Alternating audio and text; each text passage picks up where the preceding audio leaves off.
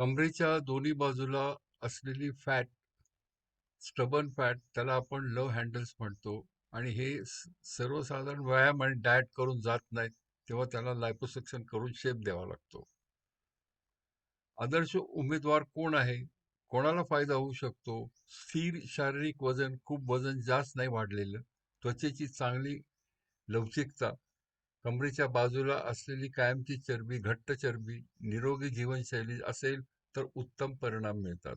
ह्याच्यात स्टेप्स पहा.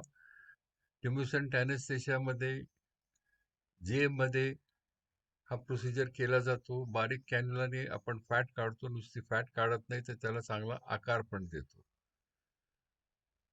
जी शरीराने वजन स्थिर ठेवते, परंतु कमरेभोवतीची कायमची चरबी जात नाही, त्रस्त झालेला असतो, अशा लोकांना याचा फायदा मिळतो. ही घट्ट चरबी काढल्या जाते. नमस्कार, doctor Krishna Chaudhari, cosmetic plastic surgeon, cosmetic laser surgery centre, Indrapushpa building, Swatantrya Chowk, Karve road, Pune 9822058916. रुग्ण हे का निवडतात प्रोसिजर? कमरेला अधिक चांगला आकार येतो, शरीराच्या प्रमाणामध्ये सुधारणा होते, कायमस्वरूपी चरबी कमी होते, जी इतर गोष्टींनी कमी होत नाही. रिझल्ट्स पहा, तर ह्याच्यावरून तुम्हाला फरक दिसेल की लव्ह हँडल्स कसे कमी होतात.